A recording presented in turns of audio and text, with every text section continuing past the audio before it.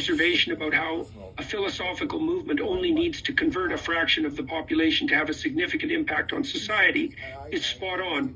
Even though skeptics might not be able to convert everyone, even a relatively small percentage of the population can have a large effect on the collective consciousness and the cultural conversation. University for and get a degree in. I have a PhD in philosophy, for example.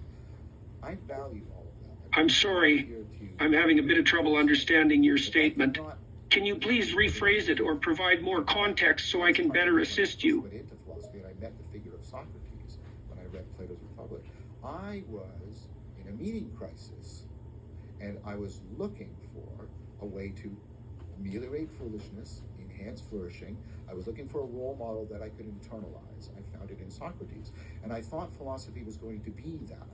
The original Greek is philosophia, the love, and philia, the brotherly love, the share. We share this love together, you and I together in dialogue, dialogos.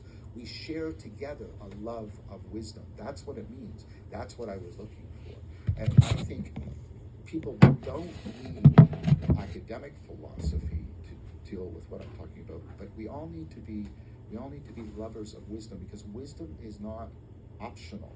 You either have It sounds like you're reflecting on your search for a role model to emulate and lead you towards wisdom and wisdom.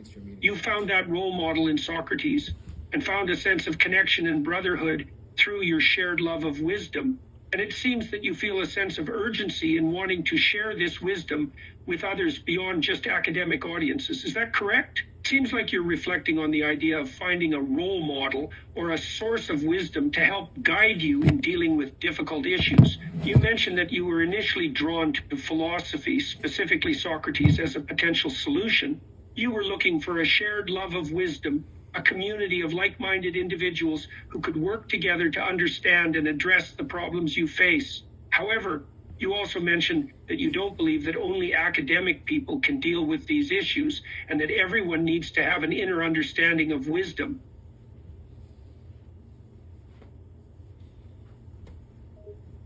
Yes, that is correct.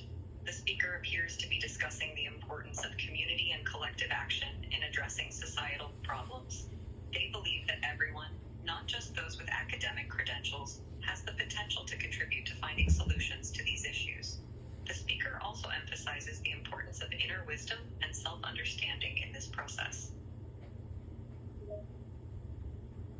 The speaker indeed emphasizes the importance of collective action and suggests that everyone, not just academics, has the potential to contribute to finding solutions to societal problems. The speaker further highlights the importance of inner wisdom and self-understanding in this process, implying that true wisdom comes from within, not just academic knowledge. Consciously, autodidactically, unreflectively, that's an implicit philosophy in the ancient sense. Or you're doing it explicitly with other people, reflectively, self-correctively, self-transcending. You're making use of the best that history can offer, and you're creating current and being involved in current ecologies and practices. That's another thing. That's a positive symptom of the meaning crisis. Tom, I talked to all of these communities that are springing up around the globe.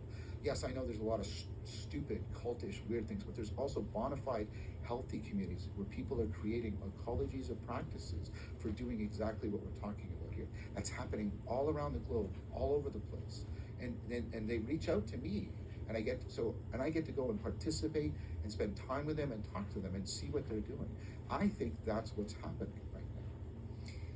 That's very interesting. The speaker is now discussing the concept of creating communities that encourage positive practices and personal growth. These communities are formed around the world and invite people to come together, share ideas, and support each other in self-improvement and reflection.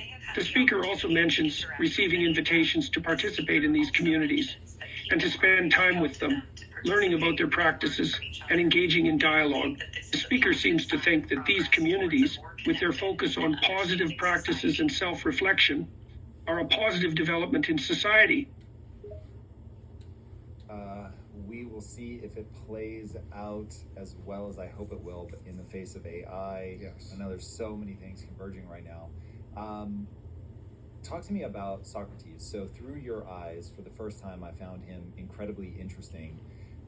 Why did they kill him? I think that's a really good in for people that don't know what he was essentially willing to die for. Well,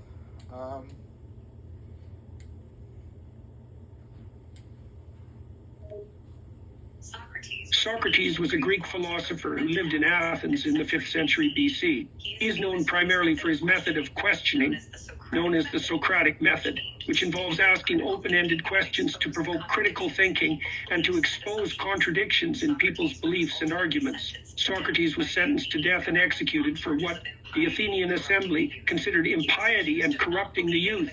Despite this, he is held in high regard as one of the most influential philosophers of all time for his search for truth and his commitment to the pursuit of wisdom. And he died.